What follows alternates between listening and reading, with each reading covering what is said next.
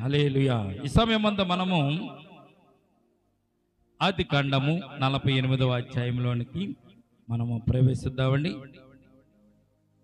దాదాపు మనం ఇంకొక 2 అధ్యాయాలు చేసుకుని 2 అధ్యాయాలు ధ్యానం చేస్తే ఆదికాండం పూర్తవుతుంది. ఆదికాండం మొత్తము 50 అధ్యాయాలు. జనవరి మాసం నుంచి ఇప్పటి వరకు కూడా మనము ఆదికాండం నుంచి అంశములను చదువుకుంటూ వెళ్తున్నాం, ధ్యానం చేసుకుంటూ వెళ్తున్నాం. ఈ సంవత్సరం చాలా త్వరగా గడిచిందని నేను అనుకుంటున్నాను. చాలా త్వరగా గడిచిపోయింది అని అనుకుంటున్నాను. ఎందుకంటే మనం ప్రతి వారము ఈ అధ్యాయాలు ధ్యానం చేసుకుంటూ ఆఖరికి 48వ అధ్యాయంలోనికి వచ్చామంటే 48 వారాలు మనం గడుపుకుని ఇక్కడికి వచ్చామన్నమాట. ఇప్పుడు మరి 48వ అధ్యాయం మొదటి వచనం చదువుకుని ప్రార్థన చేసుకుని ప్రార్థనా పూర్వకంగా దేవుని వాక్యంలో మనం ప్రవేశిద్దామండి. వాక్యం చదువుతామండి. 48వ అధ్యాయం మొదటి వచనం. ఈ సంగతులైన తరువాత ఇదిగో నీ తండ్రి కాయలాగా ఉన్నాడని ఒకడు యోసేపుతో చెప్పెను. అప్పుడు అతడు మనిషి ఎఫ్రాయిములు అను తన 2 కుమారులను వెంట పెట్టుకుని పోగా. చాలండి, చిన్ని ప్రార్థన చేస్తాను. ప్రేమల తండ్రి, కృపగల దేవందనమనైనా ఇంతవరకు నైనా ప్రభువా, నీ బిడ్డల మీద మమ్మల్ని అందరూ కూడా కాపాడి భద్రపరిచారు, క్షేమమునిచ్చారు. నీ బిడ్డల సమయం సాక్ష్యం ఇచ్చారు తండ్రి. వారి సాక్ష్యాన్ని మీరు కూడా విని ఉన్నారు కనుక మీకు స్తోత్రాలు తండ్రి. వారి జీవితంలో వారికి ఉన్నటువంటి ప్రతి అక్రతలు అవసరం తీర్చండి. నీ సాక్షిగా ఈ లోకంలో జీవించే భాగ్యాన్ని నీ బిడ్డలకు దయచేయండి. ఇదిగో ప్రభు, నేను కూడి వచ్చిన సంఘాన్ని సంఘ బిడ్డల బట్టి స్తోత్రాలు చెల్లించుకుంటూ చదవబడిన లేఖన భాగాన్ని కూడా ప్రభు విరిచి వడ్డించండి. వెనగల చెవులు గ్రహింపగల హృదయం అంగీకరించే మనసు ఆనందించే ఆత్మను దయచేయండి ప్రభు. మరి మీకు నీ దాసుని ప్రభు మరుగుపరచండి. నీ దాసుని ప్రభు అరికాల మొదలు నన్నెత్త వరకు కూడా ప్రభు మీ ఆత్మ స్వాధీనంలో ఉంచుకోండి తండ్రి. ఈ సమయం ముందు నీ వాక్యం చేత నీ లేఖనంలో నుంచి సత్యాలు ప్రభు మీరే మాకు బోధించమని సమయాన్ని స్థలాన్ని మీ చేతులకు అప్పగించుకుంటూ యేసయ్య ఉన్నతమైన పరిశుద్ధ నామమును ప్రార్థించి మిక్కిలి వినయముతో బ్రతిమాలి వేడుకొంచున్నాము తండ్రి. ఆమేన్.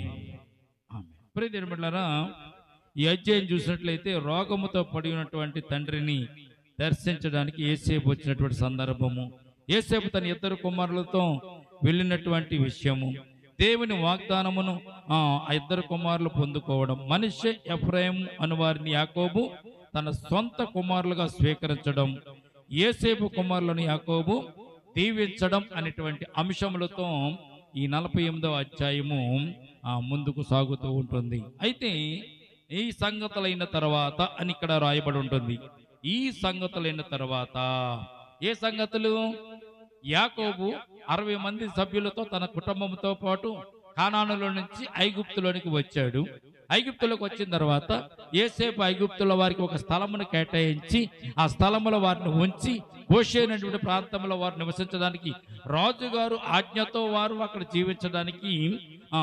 జీవించడానికి వారు ఏర్పాటు చేయబడినప్పుడు ఏర్పాట్లో కలిగి ఉన్న తర్వాత వారు ఐగుప్తులోనికి వచ్చేసిన తర్వాత ఐగుప్తులో వారు నివసిస్తున్నప్పుడు ఆ సంగతులన్నీ జరిగిన తర్వాత కానాను నుంచి ఐగుప్తులోనికి ఇశ్రాయేలు జనాంగం అంతా కూడా, ఇశ్రాయేలు అంటే యాకోబు సంతతంతా వచ్చిన తర్వాత అక్కడ వారు గడుపుతూ జీవిస్తున్నటువంటి సందర్భంలో ఈ సంగతులన్నీ అయిన తర్వాత యాకోబు అస్వస్థతగా గురైనట్టుగా, అనారోగ్యానికి గురైనట్టుగా ఈ వాక్య భాగం మనకు తెలియజేస్తుంది. మానవులు అయిన తర్వాత శరీరపు రోగాలు అందరికీ వస్తాయి, అస్వస్థతలు అందరికీ వస్తూనే ఉంటాయి. కానీ ప్రియమైన బిడ్డలారా, వాటిని అన్నిటి నుంచి కూడా తప్పించడానికి దేవుడు కూడా మనకు సహాయం చేస్తారని సత్యాన్ని మొట్టమొదటిగా మనము జ్ఞాపకం చేస్తున్నాం. రెండవది, అవసాన కాలము ప్రారంభమైనప్పుడు అనారోగ్యాలతో చాలా మంది చనిపోయిన వారిని మనము చూస్తున్నాము. అనారోగ్యాలతో చనిపోయిన వారిని, అస్వస్థతతో చనిపోయిన వారిని, రోగములతో చనిపోయిన వారిని చాలా మంది మనము బైబిల్లో చూస్తున్నాం. అలాగే యాకోబు అవసాన కాలము దగ్గర పడింది. యాకోబు చనిపోయేటువంటి సమయము వచ్చింది కనుక యాకోబు మంచాన పడ్డాడు, కాయిలా పడ్డాడు అంటే మంచాన పడ్డాడని కబురు యోసేపుకు వినపడినప్పుడు యోసేపు లేచి తన బిడ్డలను ఎంటబెట్టుకుని యాకోబు దగ్గరికి వస్తున్న సందర్భాన్ని ఇక్కడ మనం చూస్తున్నాం. ఇదిగో నీ కుమారుని యోసేపు నీ వద్దకు వచ్చుచున్నాడని యాకోబునకు తెలుపబడిన అంతటి ఇశ్రాయేలు బయలు బలము తెచ్చుకుని తన మంచము మీద కూర్చుండెను. యాకోబు ఎలాగున్నాడండి? మంచం మీద నుంచి లేవలేని పరిస్థితిలోనికి యాకోబు జీవితం వచ్చింది. ఈ రోజున కూడా మంచం మీద నుంచి లేగలేని జీవితం అంటే అర్థం ఏంటి? అంత బలహీనమైనటువంటి శరీరం అంత బలహీన పడిపోయి అనారోగ్యంతో మంచానికి అతుక్కుపోయినట్టుగా మనం చూస్తున్నాం. ప్రియదనబడ్డారా, ఈ రోజున మనం కూడా అనారోగ్యంతో ఉన్నప్పుడు మంచం నుంచి లేగలేము.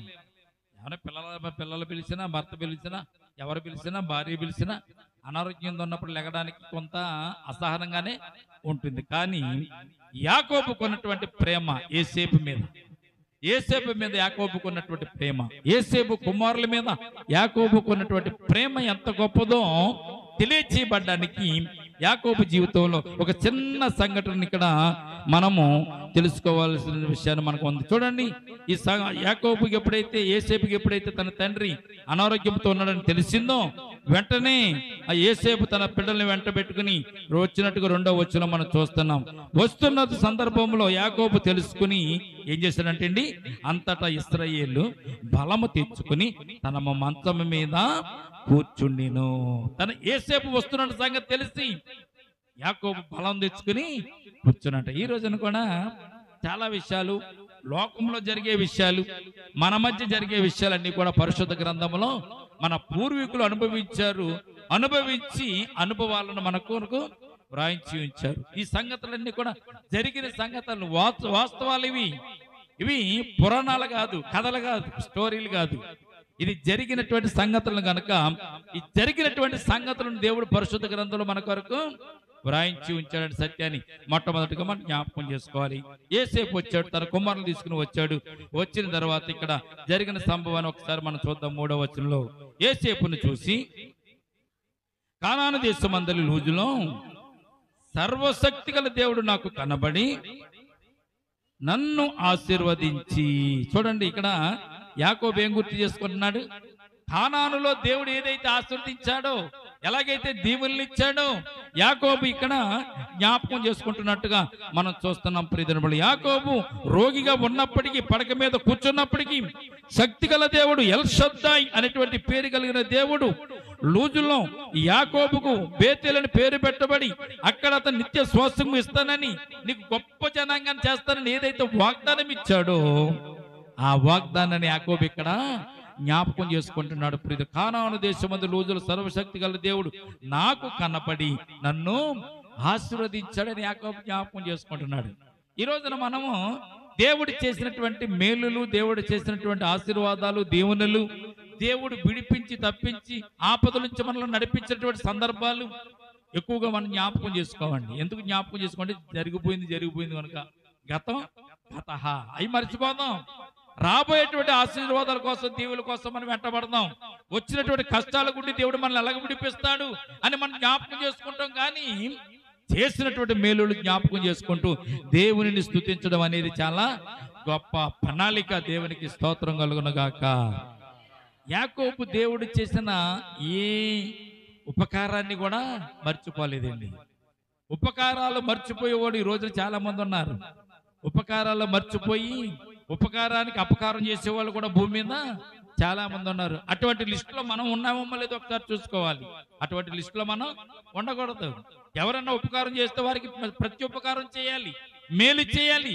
వారికి తగినంత ఉపకారం చేయడానికి మనము ప్రయత్నం చేయాలి. బైబిల్ చెప్తుంది, నువ్వు ఉపకారం చేయకపోయినా పర్లేదు కానీ ఏం చేయొద్దు అన్నాడు దేవుడు? అపకారం మాత్రం నువ్వు చెయ్యొద్దు. ఉపకారం చేయకపోయినా పర్లేదు, నువ్వు అపకారం చేయకపోతే వారికి నువ్వు ఏం చేసినట్టు? ఇంటర్నల్ గా వారికి మేలు చేసినట్లేని బైబిల్ మనకు తెలియజేస్తుంది. దేవునికి స్తోత్రం కలుగునుగాక.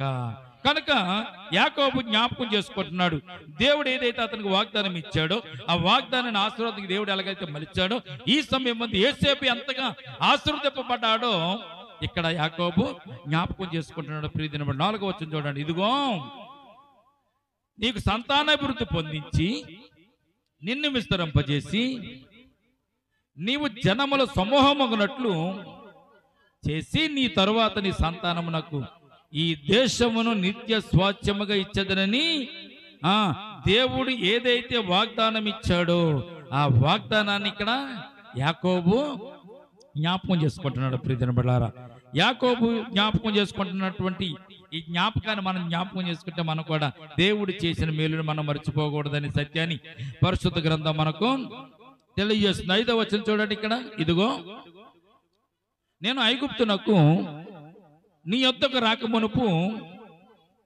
ఐగుప్తు దేశంలో నీకు పుట్టిన నీ ఇద్దరు కుమారులు కూడా నా బిడ్డలే. రూబేను సిమ్యోను వలె ఎఫ్రాయిము మనష్షే నా బిడ్డలై వందురు. యాకోబు ఇక్కడ చెప్తున్నాడండి. యాకోబు సంతానంలో 12 మందిలో ఇద్దరు చనిపోయారు. 12 మంది ఇద్దరు చనిపోయారు. గారు గోత్రకర్తలు ఎంతమంది? మనకి 12 మంది గోత్రకర్తలు. ఆ 12 మంది గోత్రకర్తలను మనష్షే ఎఫ్రాయిములు యాకోబు కలుపుకున్నట్లుగా ఇక్కడ మనం చూస్తున్నాం. నేను ఈ ఐగుప్తుకు రాకముందు నీకు ఎవరైతే ఇద్దరు పిల్లలు పుట్టారు కదా, పుట్టినటువంటి ఇద్దరు పిల్లలు కూడా నీ బిడ్డలు కాదు, నా బిడ్డలే. ఎందుకంటే వారు నాకు నా సంతానమే. ఎందుకంటే వారిని నేను సంతానం నా బిడ్డలుగా నేను స్వీకరిస్తున్నాను. వారు నా బిడ్డలు కనుక వారిని నేను దీవిస్తాను అని చెప్తున్నాను. ఇక్కడ 6వ వచనం చూడండి. వారి తర్వాత మనష్షే ఎఫ్రాయిముల తర్వాత నీవు కనిన సంతానము నీది. వారు తమ సహోదరుల స్వాస్థ్యమును బట్టి వారు పేర్లు చెప్పున వారు పిలవబడుదురు. ఎలా చెప్తారు? వారి పేర్లు చెప్పున వారి సంతానము పిలవబడతారు. ఎటువంటి సంతానం? మనష్షే ఎఫ్రాయిముల వలె దేవుడు మిమ్ములను దీవించును గాక. ఇప్పుడు ఎవరన్నా దీవించాలంటే మనం ఎలా దీవిస్తామండి? అబ్రాహాముని దేవుడు దీవించినట్టుగా, ఇస్సాకుని దేవుడు దీవించినట్టుగా, అలాగే యాకోబుని దేవుడు దీవించినట్టుగా దేవుడు నిన్ను దీవించుగాక అని మనం ప్రార్థన చేస్తాం. ఒకవేళ మన పెద్దలు ఎవరైనా దీవింపబడిన వారు ఉన్నారనుకోండి, వారిని బట్టి మనము బిడ్డలను దీవిస్తాం. ఎందుకంటే వారి దీవెనలు వీరి మీదకు రావాలని మనం దేవునిని కోరుకుంటూ ఉంటాము. అందుకే ఇక్కడ యాకోబు అంటున్నాడు. చూడండి, యాకోబు ఏమంటే తెలుసా? అబ్రాహామును ఇస్సాకును యాకోబుని జ్ఞాపకం చేసుకున్నట్లుగా మనష్షే ఎఫ్రాయిములు కూడా ప్రజలు ఇశ్రాయేలు జనాంగము జ్ఞాపకం చేసుకుంటారు. అటువంటి దీవెన నేను వారికి ఇస్తున్నానని యాకోబు ఇక్కడ చెప్తున్నట్టుగా మనం చూస్తున్నాం. వారి స్వాస్థ్యం, వారి సోదరులు స్వాస్థ్యమును బట్టి వారి పేర్లు చెప్పున పిలవబడదు. 7వ వచనం చూడండి. పద్దనరాములో నుండి నేను వచ్చుతున్నప్పుడు ఎఫ్రాతాకి ఇంకా కొంత దూరమున ఉండగా మార్గమున రాహేలు కానాను దేశములో నా ఎదుట మృతి పొందెను. అక్కడ బెత్లెహేముని ఎఫ్రాతా మార్గమున నేను ఆమెను పాతి పెట్టినని యోసేపుతో తన తల్లిని గురించి, యోసేపు తల్లిని గురించి యాకోబు ఇక్కడ ప్రస్తావిస్తున్నాడు. ఒక విషయాన్ని మీకు ఈ సందర్భం మీకు జ్ఞాపకం చేస్తానండి. కానాను దేశంలో ఎదుట మృతి పొందినట్టుగా ఇక్కడ మనం చూస్తున్నాం. ఎందుకంటే మనం ఇక్కడ చూసినప్పుడు రాహేలు కానాను ప్రదేశంలోనికి రాకముందే చనిపోయింది. కానాను ప్రదేశం రాకముందే రాహేలు చనిపోయింది. రాహేలు అంటే ఎవరు? యాకోబు ప్రేమించిన ప్రియమైనటువంటి భార్య. యాకోబుకి ఇద్దరు పిల్లలు. యాకోబుకు కన్నటువంటి యోసేపు బెన్యామీను ఈ రాహేలు యొక్క సంతానమే. అయితే రాహేలు చనిపోవడానికి ఒక విచిత్రమైనటువంటి సంఘటన ఉంది. ఏంటా సంఘటన మీకు జ్ఞాపకం చేస్తాను. ఏం సంఘటన ఉంది? రాహేలు చనిపోవడానికి కారణం ఆమె స్వయంకృత అపరాధమే. ఆమె స్వయంకృత అపరాధమే. ఎందుకు చనిపోయింది? ఇందులో ఎవరికైనా మీకు ఆదికాండం మనం ధ్యానం చేసుకుంటూ వస్తున్నాం కదా, రాహేలు చేసిన పని మీకు ఏమైనా గుర్తుందా? యాకోబు తన మామ అయినటువంటి లాబాను దగ్గర నుంచి బయలుదేరి వచ్చేస్తున్నప్పుడు రాహేలు ఏం చేసిందంటే తన తండ్రి ఇంట్లో ఉండే గృహదేవతలను దొంగిలించి తీసుకుని వచ్చి వారి గుడారములో ఉంచుకుంది. అప్పుడు యాకోబు మాంగారంటే రాహేలు తండ్రి వచ్చి, నువ్వు వస్తే వచ్చావు, నా పిల్లల్ని తీసుకెళ్ళావు, నా కుమార్తెను తీసుకొచ్చేసావు, కానీ నా గృహదేవతలు ఎందుకు తీసుకొచ్చావని యాకోబును లాబాను ప్రశ్నించినప్పుడు యాకోబు ఒక మాట అంటాడు, నీ గృహ దేవతలను ఎవరైతే దొంగిలించి ఈ గుడారంలోనికి ఈ ప్రాంతంలో తీసుకుని వచ్చారో వారు నిశ్చయముగా వారు చచ్చెదరు అని అక్కడ యాకోబు దేవుని పేరట ప్రమాణం చేశాడు. అందుకే రాహేలు ఏం చేసింది? గృహదేవతలను తీసుకుని వచ్చి ఆ గృహదేవతలను తీసుకొచ్చారని చెప్పకుండా ఏం చేసిందో తెలుసండి, ఆ దాచిపెట్టి తండ్రిని మభ్యపెట్టింది, అలాగే యాకోబుని భర్తను కూడా మభ్యపెట్టింది. కనుక రాహేలు కానాను దేశంలోనికి రాకుండా ప్రవేశించుకున్న మధ్యదారిలోనే చనిపోయింది. ప్రియమైన ఆమె చేసినట్టు స్వయంకృత అపరాధం అది. ఆ గృహ దేవతలు తీసుకుని రాకుండా ఉంటే రాహేలు కూడా కానానులో ప్రవేశించేదే. ఈ విషయాన్ని మీరు మొట్టమొదటిగా జ్ఞాపకం చేసుకోవాలి. ఎందుకు రాహేలు చనిపోయిందన్నది విషయాన్ని ఇక్కడ మనం అర్థం చేసుకోవడానికి ఈ విషయాలు మనకు యాకోబు చెప్తున్నాడు. రాహేలు కానాను దేశంలో నా ఎదుట మృతి పొందును, అక్కడ బెత్లెహేముని ఎఫ్రాతా మార్గమున నేను ఆమెను పాతి పెట్టుతానని యోసేపుతో ఆ విషయం చెప్పాడు. 8వ వచనం చూడండి. ఇప్పుడు ఇశ్రాయేలు యోసేపు కుమారులను చూసి వీరు ఎవరని అడుగగా, ఎందుకు అడుగుతున్నాడు తెలిసింది? అప్పటికే యాకోబుకి కన్నులు మంద దృష్టి, చూడలేకపోతున్నాడు, గుర్తించలేకపోతున్నాడు. యాకోబు గుర్తించలేకపోతున్నాడు. అదేంటండి, కన్నులు ఉన్నాయి కదా, చూస్తున్నాడు కదా, గుర్తించలేకపోతాం ఏంటంటే, ఈ రోజున కూడా బాగా పెద్ద వయసు ఉన్న వాళ్ళ దగ్గరికి మీరు వెళ్ళండి, వెళ్ళి ఏమండి బాగున్నారా మీరు, నాన్నగారు, తండ్రి గారు, లేకపోతే మామయ్య గారు, తాతగారు అంటే వాళ్ళు ఏమంటారు? నాయన గుర్తుపట్టలేకపోతున్నాను, నాయన ఎవరో నువ్వు, నేను ముఖాలను గుర్తుపట్టలేకపోతున్నాను, ఎవరు నువ్వు అని అడుగుతారు మనల్ని ఒక్కొక్కసారి కొంతమంది. అంటే గుర్తుపట్టలేని స్థితిలో ఉంటారు. దారి తెలుస్తుంది, ఇది దారి అని, ఇది చెట్టు అని, మన దారి అంటే నడుస్తున్నాం తెలుస్తుంది, కూర్చోవడం తెలుస్తుంది. ఇంట్లో వాళ్ళు గుర్తుపడతారు, కానీ బయట ఎవరో అప్పుడప్పుడు కనబడిన వారిని చూసి వారు గుర్తుపడడానికి అవకాశము ఉండదు. అంటే గుర్తుపట్టలేని స్థితిలో ఉంటారు. వారు చూస్తూ ఉంటారు కానీ గుర్తుపట్టలేని స్థితిలో ఉంటారు. యాకోబు కూడా వృద్ధాప్యంలోకి వచ్చేసాడు కనుక ఆ బిడ్డలను చూసి వీరెవరు అని అడిగినట్టుగా ప్రశ్న వేసినట్టుగా మనం చూస్తున్నాం. యోసేపు చెప్తున్నాడు 9వ వచనంలో, యోసేపు వీరు నా కుమారులు, వీరిని దేశమందు దేవుడు నాకు అనుకరించినని తన తండ్రితో చెప్పెను.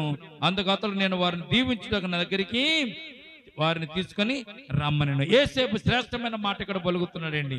ఏమంటా తెలుసా? నేను కష్టపడి అన్నానండి, నేను కష్టపడి వీరిని పెంచానండి అంటాం మనం, అంతే కదండి.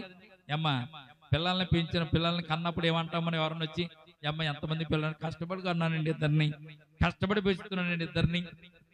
గమనించండి, దేవుడు కూడా మనకి సహాయం చేస్తేనే కానీ ఆ పిల్లల్ని మనము పెంచలేం. దేవుడు కృప చూపిస్తేనే గాని పిల్లల్ని మనము కనలేమనే సత్యాన్ని మొట్టమొదటిగా మనము జ్ఞాపకం చేసుకోవాలి. కానీ యోసేపు మాత్రం ఏమంటున్నాడు తెలిసింది? దేవుడు నాకు ఐగుప్తు దేశములో వీరిని నాకు అనుగ్రహించాను, దేశమందు వీరిని ఈ దేశమందు దేవుడు నాకు అనుగ్రహించానని తన తండ్రితో చెప్పాను. ఎంత శ్రేష్టమైన మాట అండి. మనం ఏం పేం చేసి కొంతమంది బయటకు వెళ్ళినప్పుడు ఏమండి బాగున్నారండి, దేవుని దయ వల్ల బాగున్నామండి అంటారు. మనం ఏమంటాం? బాగానే ఉన్నామండి అంటాం. బాగానే ఉన్నాము అనడానికి దేవుని దయ వల్ల మేము బాగున్నాము అనడానికి చాలా తేడా, వ్యత్యాసం ఉంటుంది. ప్రియమైన బిడ్డలారా, ఎవరన్నా అడిగినప్పుడు మిమ్మల్ని ఒక మాట అండి, దేవుని దయ వల్ల నేను బాగున్నాను, దేవుని దయ వల్ల నా సంపాదన బాగుంది, దేవుని దయ వల్ల నా కుటుంబము బాగుంది, దేవుని దయ వల్ల నాకు ఆరోగ్యం కూడా ఉంది అనేటువంటి విషయాన్ని మనం ఎప్పుడైతే చెబుతామో దేవుడు ఆ విషయాన్ని తదాస్తు అని మనలను దీవిస్తూ ఉంటాడు. దేవునికి స్తోత్రం కలుగును గాక. అందుకు ప్రియమైన బిడ్డలారా, అప్పుడు చూడండి, ఇక్కడ 10వ వచనం చూడండి. ఇశ్రాయేలు కన్నులు వృద్ధాప్యము వలన మందముగా ఉండెను కనుక అతడు చూడలేకపోయిను. యోసేపు వారిని అతని దగ్గరికి తీసుకుని వచ్చినప్పుడు అతడు వారిని ముద్దు పెట్టుకుని కౌగలించుకొనెను. వృద్ధాప్యంలో ఉన్నాడు కనుక కన్నులు కనపడలేదు. యోసేపు దగ్గరికి తన పిల్లల్ని తీసుకొచ్చినప్పుడు వారిని కౌగలించుకుని ముద్దు పెట్టుకున్నట్టుగా మనం చూస్తున్నాం. 11వ వచనం చూడండి. ఇశ్రాయేలు యోసేపుతో, నీ ముఖము చూసేదనని నేను అనుకొనలేదు, గాని నీ సంతానమును దేవుడు నాకు కనపరిచి ఉన్నాడు. దేవునికి స్తోత్రం కలుగును గాక. యాకోబు చెప్తున్నాడు, నేను నాయనా నువ్వు చనిపోయావు అనుకున్నాను, నిన్ను సింహాల్లో తోడేల్లో చంపేసి అనుకున్నాను. ఎందుకు అనుకున్నాడు యాకోబు?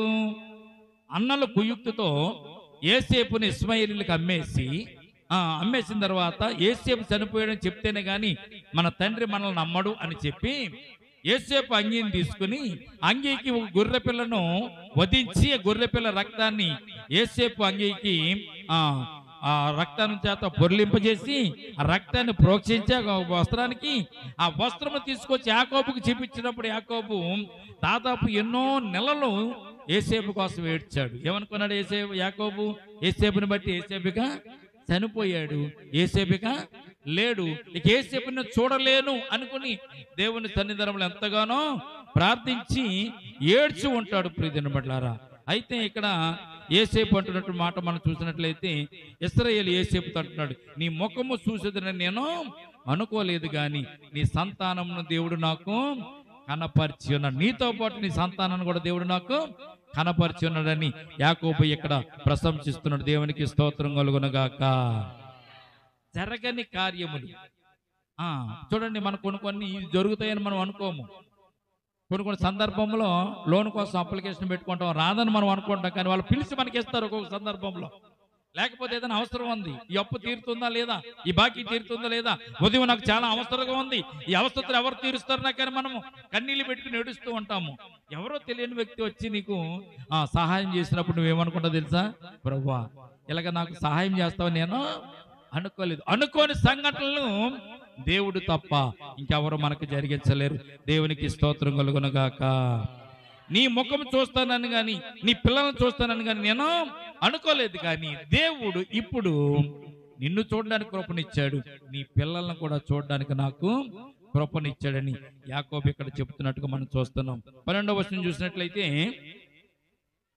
యోసేపు అతని మోకాళ్ళ మధ్యలో నుండి తన పిల్లలను తీసుకుని, యోసేపును తన పిల్లలు కూడా యాకోబుకి సాష్టాంగ నమస్కారం చేసినట్టుగా 12వ వచనం చూస్తున్నాం. 13వ వచనం చూడండి. తర్వాత యోసేపు ఎడమ చేతి తట్టున తన కుడి చేత ఎఫ్రాయిమును, ఇశ్రాయేలు కుడి చేతి తట్టున తన ఎడమ చేత మనష్షెను పట్టుకుని వారిద్దరిని అతని దగ్గరకు తీసుకుని వచ్చాను. 14వ వచనం. మనష్షె పెద్దవాడైన ఇశ్రాయేలు తన చేతులను యుక్తిగా చాచి చిన్నవాడైన ఎఫ్రాయిము తల మీద తన కుడి చేతిని, మనష్షె తల మీద తన ఎడమ చేతిని ఉంచెను. ఇక్కడ పూర్వము ఆశీర్వదింపబడినటువంటి ప్రణాళిక ఏదైతే ఉందో, పద్ధతి ఏదైతే ఉందో, ఆ పద్ధతి కంటిన్యూషన్ అవుతున్నట్టుగా మనం చూస్తున్నాం. ప్రియమైన బిడ్డలారా, ఎలాగా ఇప్పుడు పెద్దవాడిని వదిలి చిన్నవాడిని దీవించడానికి వరుసగా 4 తరాలు ఈ రీతిగానే నమూనాగా వస్తున్నట్టుగా మనం చూస్తున్నాం. 4 తరాలు ఎక్కడి నుంచి వచ్చింది? ఇస్మాయేలు కాక ఇస్సాకును దేవుడు దీవించాడు. అబ్రహాముకు ఇచ్చినటువంటి 2 కుమారులలో ఇస్మాయేలును కాక ఇస్సాకును దేవుడు దీవించి ఒక ఆశీర్వాదాన్ని వంశంగా చేశాడు. రెండవది ఏసావును కాక యాకోబును దేవుడు యోసేపును కాకుండా యాకోబుని దేవుడు దీవించాడు. మూడవది రూబేను కాక యోసేపును దీవించాడు. రూబేను మొట్టమొదటిగా దీవించవలసిన వాడు, అక్కడ వాగ్దానం రావాల్సిన వాడు, తన కుటుంబంలో వంశంలో పెద్దవాడుగా ఉండవలసిన వాడు రూబేను. కానీ ఇక్కడ యోసేపు వచ్చినట్టుగా మనం చూస్తున్నాం. 4వ తరం మనష్షె ఎఫ్రాయిముల దగ్గర ఇది నెరవేరినట్టుగా మనం చూస్తున్నాం. మనష్షె పెద్దవాడు, ఎఫ్రాయిము చిన్నవాడు. కానీ మనష్షె కంటే ఎఫ్రాయిము దీవింపబడినట్టుగా యాకోబు తన చేతులను మార్చినట్లుగా ఇక్కడ మనం చూస్తున్నాం. యోసేపు ఏం చేశాడు? యాకోబు కుడి చేతి వైపేమో మనష్షెను, యాకోబు ఎడమ చేతి వైపేమో ఎఫ్రాయిం తీసుకుని రావడానికి ప్రయత్నం చేస్తే యాకోబు ఏం చేశాడు? ఈ 2 చేతులను ఎడమ చేతిని కుడి చేతి వైపుకి, కుడి చేతిని ఎడమ చేతి వైపు మార్చి మనష్షెని ఎడమ చేతితో దీవించాడు, అలాగే ఎఫ్రాయిమును కుడి చేతితో దీవించాడు. కుడి చేతితో దీవించడం అంటే ప్రథమ స్థానమును ఇవ్వడం అనే సత్యాన్ని ఇక్కడ పరిశుద్ధ గ్రంథం మనకు తెలియజేయబడుతుంది. దేవునికి స్తోత్రం కలుగునుగాక. ఎందుకంటే యాకోబుకి తెలుసు ఎవరిని దీవించాలి, ఎఫ్రాయిమును దీవించాలి.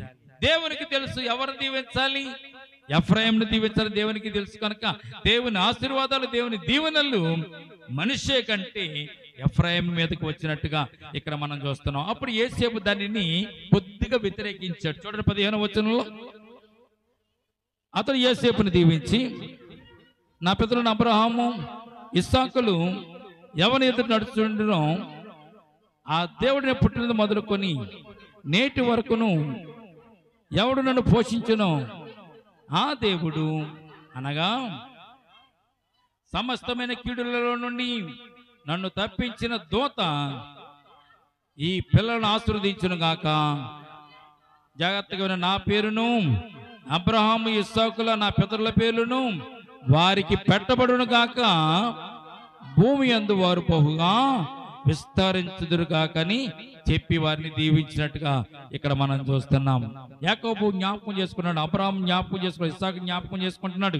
దేవుడు వారిని ఎలాగైతే దీవించాడో అలాగా యాకోబు కూడా వీరిని దీవించినట్టుగా మనం చూస్తున్నాం. 17వ వచనం చూడండి. యోసేపు జాగ్రత్తగా వినండి. యోసేపు ఎఫ్రాయిము తల మీద తన తండ్రి కుడి చేయి పెట్టుట చూసినప్పుడు అది అతనికి ఇష్టము కాకపోయాను గనుక అతడు మనిషి తల మీద పెట్టించవలని తన తండ్రి చెయ్యి ఎఫ్రాయిము తల మీద నుండి ఎత్తి, నా తండ్రి అట్లు కాదు, ఇదిగో నీ ఎడం చేతి వైపు ఉన్నవాడు పెద్దవాడు, కుడి చేతి వైపు ఉన్నవాడు చిన్నవాడని యోసేపు ఇక్కడ చెప్తున్నట్టుగా మనం చూస్తున్నాం. చదవండి. నీ కుడి చెయ్యి ఇతని తల మీద పెట్టమని చెప్పాను. అప్పుడు అతని తండ్రి ఒప్పక 19వ వచనం చూడండి. అది నాకు తెలియను నా కుమారుడా, అది నాకు తెలియను, ఇతడును జనసమూహము గొప్పవాడగును గాని ఇతని తమ్ముడు ఇతని కంటే గొప్పవాడగునని సంతానము జనముల సమూహమగునని యాకోబు చెప్పిన. దేవునికి స్తోత్రం కలుగునుగాక. మనిషి పెద్దవాడు గనుక యోసేపుకి పెద్దవాడి మీద ప్రేమ ఉండడం సహజమే. ఐగుప్తులో ఉన్నప్పుడు మనిషి మొట్టమొదటిగా పుట్టాడు కనుక మనిషి మీద ప్రేమ ఎక్కువ ఉంది. అయినా కానీ ఎఫ్రాయిము మీద కూడా ప్రేమ ఉంది. కానీ పెద్దవాడు దీవించబడాలని కుటుంబంలో ఒక ఆచారం ఉంది కనుక, తలాంతులు కానీ వారసత్వం కానీ పెద్దవాడికే రావాలన్నటువంటి ఆలోచన ఉంటుంది కనుక పెద్దవాడిని కుడి చేతితో దీవించమని తండ్రి దగ్గర తీసుకొచ్చి యోసేపు తండ్రి కుడి చేతి వైపు ఉన్నటువంటి ఎఫ్రాయిము మీద ఉన్నటువంటి చేతిని తీసి మనుష్య మీద పెట్టాలని ఆలోచన చేసినప్పుడు యాకోబు అక్కడ అంటాడు, 2 సార్లు పలుకుతాడు అక్కడ యాకోబు, అది నాకు తెలియను, అది నా కుమారుడు, అది నాకు తెలియను. అంటే అది నాకు తెలిసిన ఆయన పొళ్ళంటే కనపడడం లేదు కానీ దేవుని ఆశీస్సులు, దేవుని ఆశీర్వాదాలు, నేను ఎవరిని దీవించాలి ఎవరిని దీవించకూడదు నాకు తెలుసు. ఇదిగో మనిషి గొప్పవాడు అవుతాడు, గొప్ప జనం అవుతాడు. మనిషి కంటే ఎఫ్రాయిము ఇంకా గొప్ప జనాంగముగా అవుతారు అని యాకోబు వారిని దీవించినట్టుగా మనం చూస్తున్నాం. దేవునికి స్తోత్రం కలుగునుగాక. తర్వాత వారి జీవితాన్ని యాకోబు ఎలాగా ఆశీర్వదిస్తున్నాడో 20వ వచనం చూసినట్లయితే, ఆ దినమందు అతడు యాకోబు వారిని దీవించి, ఇశ్రాయేలు జనాంగం ఏమనుకుంటారంట, ఎఫ్రాయిము వలెను మనిషే వలెను దేవుడు నిన్ను దీవించుగాకని ఇశ్రాయేలీయులు నీ పేరు చెప్పి దీవించదురు నేను. అలాగ అతడు మనిషే కంటే ఎఫ్రాయిమును ముందుగా ఉంచెను. దేవునికి స్తోత్రం కలుగునుగాక. అందుకే ఎఫ్రాయిమును దీవించినట్లుగా మనిషిని దీవించినట్లుగా దేవుడు మిమ్ములను దీవించిన గాక. ఇశ్రాయేలు జనాంగం అంతా అప్పటి నుంచి యోసేపును బట్టి, మనిషిని బట్టి, అలాగే ఎఫ్రాయిమును బట్టి దీవుల వర్షము కుమ్మరించినట్టుగా ఈ పరిశుద్ధ గ్రంథంలో మనం చూడగలుగుతున్నాం. నిజమే ప్రియమైన బిడ్డలారా, వాగ్దానానికి వారసులు కావడానికి గొప్ప అర్హత ఉండాలి. వాగ్దానము పొందుకోవడానికి కూడా అర్హత ఉండాలి. ఈ రోజున మనం అందరం కూడా దేవునితో ఉండడానికి, దేవునితో నడవడానికి ఇష్టపడుతున్నాము. కానీ వాగ్దాన దేశంలో ప్రవేశించాలంటే, ఆ పరలోక రాజ్యంలో మనం ప్రవేశించాలంటే మనం ఏం చేయాలి తెలుసని, వాగ్దానాన్ని నమ్మి వాగ్దానపు ద్వారాగా ఆశీర్వాదాలు పొందుకునేదాకా మనము ఈ లోకంలో జీవించాలి. యాకోబు అలాగే జీవించాడు. ప్రియమైన యాకోబు దేవుని వాగ్దానాన్ని పట్టుకుని నడిచాడు. ఎప్పుడిచ్చాడు దేవుడు వాగ్దానము?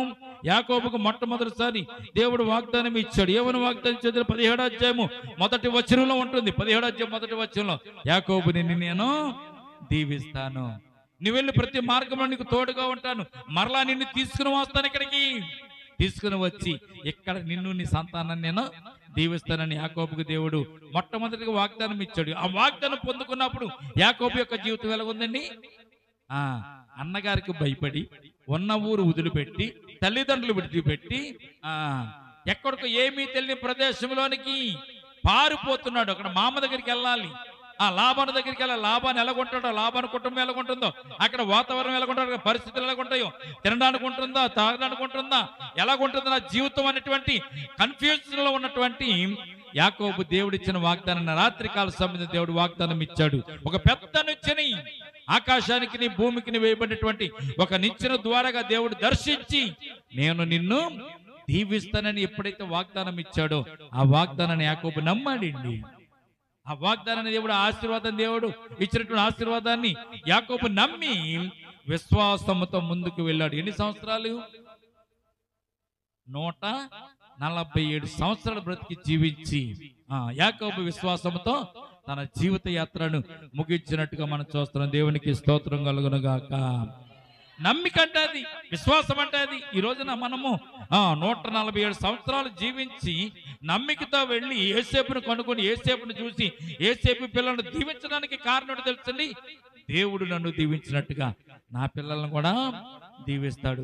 దేవుడు నన్ను ఆశీర్వదించినట్లుగా యేసేపు పిల్లలు కూడా దేవుడు ఆశీర్వదిస్తున్న సత్యాన్ని యాకోబు ఇక్కడ మనకు రుజువు చేస్తున్నాడు. ప్రియమైన బిడ్డలారా, మనము కూడా దేవుని యందు విశ్వాసం ఉంచి నమ్మిక ఉంచి అట్టి రీతిగా మనము కూడా జీవిస్తూ ఉంటే అన్ని విషయాల్లో దేవుడు మనకు కాపుదలు ఇస్తాడండి. యాకోబుకి శ్రమలు రాలేదా? యాకోబుకి ఇబ్బందులు రాలేదా? యాకోబుకి ఇబ్బందులు వచ్చినాయి, శ్రమలు వచ్చినాయి, కష్టాలు వచ్చినాయి. అన్నిటి నుంచి కూడా దేవుడు యాకోబును తప్పించుకుంటూ వచ్చాడు. మరణకరమైనటువంటి అపాయం ఎవరిని? అన్నగారి ద్వారాగా, స్నేహితుల ద్వారాగా కాదు, బంధువుల ద్వారా కానీ.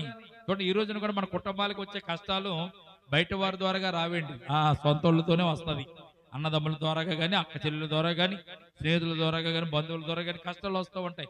అటువంటి కష్టము యాకోబుకు కూడా వచ్చింది. అన్నగారు కత్తిచ్చుకొని చంపడానికి వచ్చేస్తుంటే ప్రియమైన బిడ్డలారా, యాకోబు గచ్చగచ్చ వణుకుపోయి దేవుడి సన్నిధిలో ప్రార్థించి కన్నీళ్లు విడిచి అడిగినప్పుడు యాకోబుని దేవుడు కాపాడాడు. అందుకే ఈ రోజున మనం కూడా యాకోబులాగా విశ్వాసం కలిగి ఉండాలని ఈ 48వ అధ్యాయం మనకు తెలియచేయబడుతుంది. కనుక యాకోబు చెప్తున్నటువంటి ఆఖరి మాటలు మనం జ్ఞాపకం చేసుకొని ప్రార్థన చేసి 21వ వచనం చూడండి. మరియు ఇశ్రాయేలు, ఇదిగో నేను చనిపోవచ్చున్నాను, అయినను దేవుడు మీకు తోడై ఉండి మీ పితరుల దేశమునకు మిమ్మును మరలా తీసుకుని పోవుని. దేవునికి స్తోత్రం కలుగును గాక.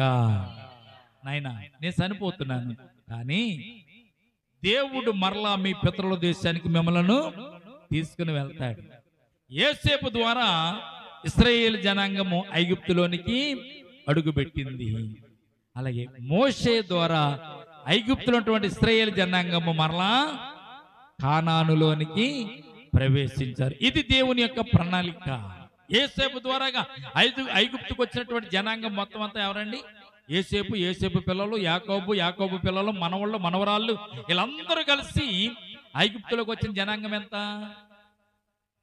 పోయిన వారమే చెప్పుకున్నాం మనం, 70 మంది సంతానం. ఎంతమంది సంతానం అమ్మాయిలో? 70 మంది సంతానం. మోషే వీరిని విడిపించి నడిపించడానికి అరణ్య మార్గంలో వారు నడిపిస్తున్నప్పుడు ఎంతమంది జనాభా అయ్యారు? 40 లక్షల కాల్బలం అయ్యారు. దేవునికి స్తోత్రం కలుగును గాక. మోషే వాళ్ళని విడిపించి మళ్ళా కానానులోనికి పంపించడానికి ఎంతమంది జనాభా అయ్యారంటే 40 లక్షల కాల్బలం అయిపోయారు. 70 మంది ఎక్కడ, 40 లక్షల మంది ఎక్కడ? దేవుని ప్రణాళిక అంత గొప్పగా ఉంటుంది. దేవుని ఆశీర్వాదం అంత గొప్పగా ఉంటుంది. నీ బిడ్డలను, నీ సంతానాన్ని దేవుడు దీవిస్తాడు. ఇసుక రేణువుల కంటే గొప్పగా, ఆకాశ నక్షత్రముల కంటే గొప్పగా దేవుడు నిన్ను దీవిస్తాడని ఏదైతే వాగ్దానము అబ్రహాం మీద ఉందో, ఇస్సాకు మీద ఉందో, యాకోబు మీద ఉందో, ఆ యాకోబు ఆశీర్వాదాలను కూడా యేసేపు కుమారుల మీదకి వచ్చినప్పుడు యేసేపు కుమారుల ద్వారాగా 40 లక్షల కాల్బలం ఐగుప్తుల వారు పెరిగి పెద్దవారు అయిపోయిన తర్వాత వారు ఐగుప్తుల బాధలు పడ్డారు. నిర్గమకాండంలోకి మనం వెళ్తే ఆ నిర్గమకాండంలో దీని కంటిన్యూషన్ నిర్గమకాండంలో ఉంటుంది అనమాట. ఇక్కడ 70 మందితో వెళ్ళినటువంటి జనాభాని దేవుడు ఆశీర్వదిస్తే 40 లక్షల కాల్బలం అయిపోయారు వాళ్ళు. అక్కడ 40 లక్షల కాల్బలం అయిపోయిన తర్వాత అక్కడ ప్రజలకి వీరి మీద విరక్తి కలిగి, వీరి మీద కోపం పెరిగి, అన్యులు వస్తే మన దేశంలో ఉండడం ఏంటని చెప్పి వారిని హింసలు పెట్టి, బాధలు పెట్టి, వారిని వారే వెళ్ళిపోయేలాగా వారు హింసలు పెట్టినప్పుడు దేవునికి ప్రార్థన చేస్తే దేవుడు మరలా మోషేని ఏర్పాటు చేసి మోషే ద్వారాగా వారిని మరలా ఐగుప్తుల నుంచి మరలా వెనుకకు అంటే కానానికి వస్తున్న సందర్భాన్ని ఇక్కడ మనం చూస్తున్నాం. కనుక మరియు ఇశ్రాయేలు, ఇదిగో నేను చనిపోవచ్చున్నాను, అయినను దేవుడు మీకు తోడై ఉండి 21వ వచనం, మీ పితరుల దేశమును కనుక మిమ్మల్ని మరలా తీసుకుని పోవును. దేవునికి స్తోత్రం కలుగును గాక. నేను చనిపోతున్నాను, ఇది మన దేశం కాదు. మన దేశం ఒకటి 100 పాలు తేనెలు ప్రవహించే దేశం కానాను. అప్పటికి కానాను కూడా అభివృద్ధి పొందింది, కానాను కూడా ఆశీర్వదింపబడింది. కానానులో కూడా చాలా గొప్ప గొప్ప ఆశీర్వాదాలు దేవుడు ఇచ్చాడు. ఆ ఆశీర్వాదాలు కలిగిన దేశానికి మరలా దేవుడు మిమ్మలను తీసుకుని వెళ్తాడు. ఇది దేవుని యొక్క వాగ్దానం అని యాకోబు అక్కడ వారిని దీవించినట్టుగా మనం చూస్తున్నాం. 22వ వచనం చూడండి. నేను నీ సహోదరుల కంటే నీకు ఒక భాగం ఎక్కువగా ఇచ్చి తిని, అది నా కత్తితోను నా వింటితోను అమ్మీరుల చేతిలోండి తీసుకుంటునని యోసేపుతో చెప్పాను. దేవునికి స్తోత్రం కలుగునగాక. యాకోబు ఆఖరికి యోసేపుని హెచ్చించాడు. అన్నదమ్ములందరికంటే ఎక్కువగా యాకోబు ఇచ్చినట్టుగా మనం చూస్తున్నాం. చూడండి ఏమంటాడు, నీకు ఒక భాగం ఎక్కువగానే ఇచ్చి తిని, జ్యేష్ఠపుత్రుడు కనుక, జ్యేష్ఠత్వం ఇచ్చాడు కనుక, ఆఖరి కుమారుడైనప్పటికీ దేవుని చేత ఆశీర్వదింపబడిన వాడు. యోసేపు దేవుని ప్రణాళికలో ఒక భాగము. యాకోబు కుమారులందరినీ దేవుడు ఏర్పాటు చేసుకోలేదు, యోసేపునొక్కడిని దేవుడు ఏర్పాటు చేసుకున్నాడు. యోసేపుకు ఒక్కడికే కలల భావం చెప్పాడు. యోసేపు ఒక్కడిని ఐగుప్తులోనికి ఒంటరిగా పంపించి ఐగుప్తు దేశంలో గొప్ప జనాంగం అయ్యేలాగా దేవుడు యోసేపు ద్వారాగానే ఈ కార్యాలన్నీ నెరవేర్చాడు కనుక యోసేపుకు వారసత్వము అబ్బినట్టుగా మనం చూస్తున్నాం. ఈ రోజున కూడా మనం ఒంటరి వారం అవ్వచ్చు, ఏమీ లేని వారుగా ఉండొచ్చు, పేదవారిగా ఉండొచ్చు, డబ్బు లేని వారుగా ఉండొచ్చు, ధనము లేని వారుగా ఉండొచ్చు. కానీ యోసేపుని దేవుడు ఎంతగా దీవించాడు, మనల్ని కూడా అంతగా దీవించడానికి ఆయన ఇష్టపడుతున్నాడు. మనం ఎప్పుడు కృంగిపోని అవసరం లేదు, బాధపడని అవసరం లేదు. మనము మన జీవితాన్ని బట్టి, మన బ్రతుకుని బట్టి మనము చనిపోదాం అనే బాధలు, చనిపోదాం మాటలు మనము మాట్లాడుకోవడం అవసరం లేదు. యోసేపుని ఎలాగైతే దేవుడు దీవించాడు, అన్నగారులు గోతులో తోసిన, గోతులో తీసి ఇస్మాయిల్కి అమ్మేసిన, ఇస్మాయిల్ నుంచి పోతేపేరు ఇంటికి వెళ్ళిన, పోతేపేరు ఇంట్లో చెరసాలలోకి వెళ్ళిన, చెరసాలలో నుంచి కూడా దేవుడు యోసేపుని విడిపించి గొప్ప జనాంగం చేస్తాడు, ఆశీర్వాదకరంగా చేస్తాడు. ఇదంతటికి కారణం ఎవరు? దేవుని యొక్క ప్రణాళిక. ఈ ప్రణాళిక సూత్రం ఏంటి? యాకోబుతో చెప్పాడు దేవుడు, యాకోబు నిన్ను నేను దీవిస్తాను, నిన్ను ఆశీర్వదిస్తాను, పారిపోతాను నువ్వు అనుకోవద్దు, పారిపోయినా కానీ మరలా నిన్ను వెనుకకు తిరిగి తీసుకుని వస్తాను, ఇక్కడ నిన్ను ఆశీర్వదిస్తాను, ఇక్కడ నిన్ను దీవిస్తాను అని చెప్పి పరువు కాలంలో యాకోబు చనిపోకుండా ఉండడానికి ముందుగా యోసేపును ఐగుప్తులోనికి ఒంటరిగా పంపించి ఐగుప్తులో రాజు తర్వాత రాజుకు అధికారిగా చేసి యాకోబుని దేవుడు దీవించాడు. దేవుని యొక్క వాగ్దానాన్ని ఆయన నెరవేర్చుకున్నాడు. మనము కూడా దేవుడికి మనం కూడా ఇస్తూ ఉంటాం వాగ్దానాలు. జనవరి 1 రోజున ఇస్తాం, 31వ తారీఖున వాగ్దానాలు ఇస్తాం. మనం వాగ్దానం ఇచ్చి మర్చిపోతూ ఉంటాం. ప్రభా ఈ సంవత్సరం నేను అంత చేస్తాను, నేను ఎంత చేస్తాను, ఎంత కాదు అంత కాదు, అంత కాదు అని చెప్తూ ఉంటాం. ఇది 31వ తారీఖున మనం ప్రార్థన చేసేటప్పుడు కూడా అదే అంటాం, పోయిన సంవత్సరం ఏదో జరిగిపోయింది ప్రభా, ఈ సంవత్సరం నేను చాలా నిష్టగా ఉంటుంది నాయన, నీ ప్రార్థన మాన్నం, నీ సన్నిధానం మాన్నం, నీకు ఇవ్వాల్సింది ఇవ్వకుండా మాన్నం, నిన్ను స్తుతించడం మాన్నం, ఎప్పుడు కూడా నీ సమ్ముఖం ముందే నేను కనపడతాను ప్రభా అని వాగ్దానం చేస్తాం. 31 వాగ్దానాలు తీసుకునేటప్పుడు. కానీ ప్రతి వాగ్దానం మనం నెరవేర్చలేం, మనం తప్పిపోతూ ఉంటాం. అయినా దేవుడు మనల్ని క్షమించి మన్నించి ఆయన వాగ్దానం నెరవేర్చువాడు. ఆయన ఏదైతే నీకు వాగ్దానం ఇచ్చాడో ఆ వాగ్దానం అయినా నెరవేర్చాడు. యాకోబు జీవితంలో దేవుడు నెరవేర్చాడు, యోసేపు జీవితంలో కూడా నెరవేర్చాడు. యోసేపు పిల్లలైనటువంటి ఎఫ్రాయిము మనష్షే వారి జీవితంలో కూడా దేవుడు ఆ వాగ్దానాన్ని నెరవేర్చినట్లుగా పరిశుద్ధ గ్రంథంలో మనము చూడగలుగుతున్నాం. ఒక్క విషయాన్ని మీకు జ్ఞాపకం చేసి నేను ముందుకు వెళ్తాను. యెహోషువ గ్రంథము 24వ అధ్యాయం 32వ వచనం చూడండి. యాకోబు దీవించిన ఆశీర్వాదాలు యెహోషువ గ్రంథంలోనికి ముందుకు వెళ్ళింది. అక్కడ ఎఫ్రాయిమును మనష్షేను వారు అంతగా ఆశీర్వదించాడు దేవుడు. ఒక్క మాట మనం జ్ఞాపకం చేసుకుని మనము ప్రార్థన వాగ్దానం ఏంటి? మరలా మిమ్మల్ని తీసుకుని వచ్చి కానానులో మిమ్మల్ని ప్రవేశపెడతాను, కానానులో మళ్ళా మీరు తిరిగి వస్తారు అని చెప్పినప్పుడు మోషే వీరు నడిపించిన తర్వాత, మోషే తర్వాత యెహోషువ నడిపించిన కాలంలో వీరు కానానుకు వెళ్ళారు. యాకోబు అస్థికలు ఎక్కడైతే తీసుకుని వచ్చారు, ఎక్కడైతే యాకోబు ఏం చెప్పాడు, నన్ను ఇక్కడ పాత పెట్టవద్దు, ఎక్కడ పాత పెట్టమన్నాడు, నా పితరుల వద్ద నన్ను పాత పెట్టమని చెప్పాడు కనుక ఈ అస్థికలు తీసుకుని వెళ్ళి అక్కడ యాకోబు అస్థికలను అక్కడ పాత పెట్టినట్టుగా పరిశుద్ధ గ్రంథంలో మనం చూస్తున్నాం. అంటే తిరిగి మరలా వచ్చేసారు కానానికి వచ్చి కానానులో యాకోబు యొక్క అస్థికలను అక్కడ సమాధి చేసినట్లుగా పరిశుద్ధ గ్రంథంలో మనం చూస్తున్నాం. యోసేపుకు యాకోబుకు 2 స్వాస్థ్యము ఇచ్చాడు. ఆ స్వాస్థ్యాన్ని బట్టి సహోదరులు వారందరిని కూడా దేవుడు జ్ఞాపకం చేసుకున్నాడు. అలాగే చూడండి, మనష్షేని ఎఫ్రాయిమును కూడా దేవుడు దీవించి ఆశీర్వదించినట్లుగా పరిశుద్ధ గ్రంథంలో మనం చూడగలుగుతున్నాం. కనుక తన పితరులకు ఇచ్చినటువంటి ఆశీర్వాదాలు నెరవేర్చగలిగినటువంటి గొప్ప దేవుడు. యాకోబు కూడా కోరుకున్నది కూడా దేవుడు నెరవేర్చేశాడు. యాకోబు చనిపోయేటప్పుడు ఏమన్నాడంటే, నా అస్థికలు ఇక్కడ పాత పెట్టవద్దు, నా అస్థికలు తీసుకుని వెళ్ళి ఎక్కడ పాత పెట్టమన్నాడు, నా పితరుల యొద్ద నన్ను పాత పెట్టమని చెప్పినప్పుడు ఆ అస్థికలను తీసుకెళ్ళి వారు ఏం చేశారండి, కానానులోనే ఎక్కడైతే అబ్రాహాము తన భార్య కొరకు ఏదైతే ఆ భార్య కొరకు వచ్చే సారామ్మ గారు కొన్నాడో, ఇది బైరుబు, ఇది మన సమాధుల తోట, ఆ సమాధుల తోటలో యాకోబును కూడా తన పితరుల దగ్గర పాతి పెట్టినట్టుగా పరిశుద్ధ గ్రంథంలో మనం చూడడం. కనుక ఈ రోజున మన విశ్వాసం ఉంచినట్లయితే, నమ్మిక ఉంచినట్లయితే, నిజమైనటువంటి దేవుడు, సత్యమైన దేవుడు మనల్ని ఆశీర్వదిస్తూ మన జీవితాలన్నింటిలో కూడా ఆయన కృప మనకి ఇస్తాడు సత్యాన్ని ఈ 48వ అధ్యాయం మనకి తెలియజేస్తుంది. అటు రీతిగా విశ్వాసాన్ని అనేక సార్లు యాకోబు నిరూపించాడు. మనం కూడా అటువంటి విశ్వాసాన్ని కనపరిచి దేవుని దగ్గర నుంచి ఆశీర్వాదం పొందుకోవడానికి ప్రయత్నం చేద్దాం. కొద్ది మాటలు దేవుడు దీవించి మనలను ఆశీర్వదించను గాక. ఆమె తల్ల వంచండి, చిన్ని ప్రార్థన చేసుకుందాం. ప్రేమల తండ్రి, కృపల దేవాంధ్రమునైనా ఎంతవరకునైనా ప్రభువా, మరి 48వ అధ్యాయం మీద ధ్యానం చేసుకోవడానికి నేను కృపనిచ్చారు.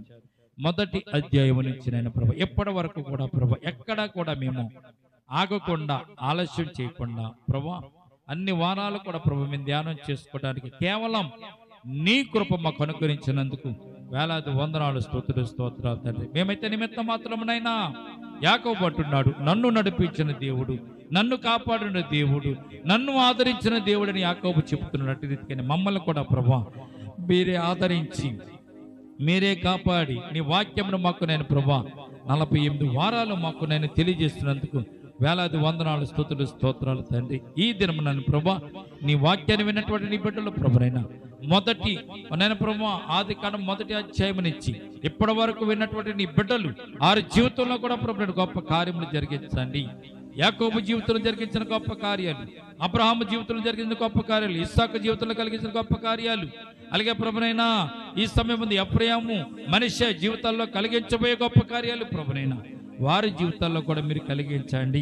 యేసేపును దీవించినట్లుగా ప్రభా నీ బిడ్డలను కూడా మీరు దీవించండి. ఎందుకంటే వారు నేను ప్రభు 48 వారాలు కూడా ప్రభా నీతో గడిపారు గనుక, నీలో గడిపారు గనుక, నీ వాక్యమును వినడానికి వారు ఇష్టపడ్డారు కనుకనైనా ఈ సమయం ముందు వారిని దీవించండి, ఆశీర్వదించండి. మా ముందున్నటువంటి ఈ 2 వారాలను కూడా ప్రభా 49వ అధ్యాయము 50వ అధ్యాయం కూడా ప్రభా చక్కగా మేము ధ్యానం చేసుకోవడానికి, అందులో విషయాలు మేము గుర్తించడానికి నేను కృప చూపించండి. విన్నటువంటి నీ బిడ్డలందరినీ కూడా జ్ఞాపకం చేసుకుని నైనా వారి జీవితాలను ప్రభునైనా సరి చేయండి. వారి జీవితాల ఫలభరితమైన ఆశీర్వాదాలు దయచేయండి. యాకోబునైన ప్రభు కరువు కాలంలో చనిపోకుండా ఉండడానికి, కరువు కాలంలో వారు ప్రభు ఇబ్బంది పడకుండా ఉండడానికి యేసేపును ఎలాగైతే ముందుగా ఐగుప్తును పంపించారు, మా జీవితంలో మా కుటుంబాల్లో కూడా ప్రభు రాబోయే కష్టాల నుంచి, నష్టాల నుంచి, ఇరుకుల నుంచి, ఇబ్బందుల నుంచి మీరే తప్పించమని ఈ సమయం ముందు ప్రార్థిస్తున్నాం తండ్రి. ఎవరైతే ఆర్థికపరమైన ఇబ్బందుల్లో కొట్టుమిట్టాడుతున్నారో ఆర్థికపరమైన ఇబ్బందుల నుంచి వారిని విడుదల కలిగించండి. అనారోగ్యంతో వారిని మీరు ముట్టండి, స్వస్థపరచండి, ఆరోగ్యం దయచేయండి. చిన్నపిల్లలైన వారిని జ్ఞాపకం చేసుకొని చిన్నపిల్లలకు మంచి ఆరోగ్యం, శక్తిని, బలము దయచేయండి ప్రభా. నీ వాక్యం చేత పట్టబడి నేను నీ రక్షణ పొందుకున్న ప్రతి ఒక్క బిడ్డను ప్రభా ఈ సమయం ముందు మీరు దీవించండి, ఆశీర్వదించండి. రక్షణ పొందిన వారు కూడా రక్షణ పొందుకోవడానికైనా నీ కృప చూపించండి తండ్రి. మా చుట్టుపక్కల ఉన్న ప్రతి ఇంటిని, ప్రతి గృహాన్ని కూడా మీరు జ్ఞాపకం చేసుకుని దీవించమని, మా ముందున్నటువంటి కార్యక్రమం మీ చేతులకు అప్పగించుకొని చూడగా మీరే మర్యాదగా క్రమంగా జరిగించమని యేసయ్య ఉన్నతమైన పరిశుద్ధ నామమున ప్రార్థించి మిక్కిలి వినయముతో ప్రతిమాలు వేడుకొంచున్నాము తండ్రి. ఆమేన్, ఆమేన్.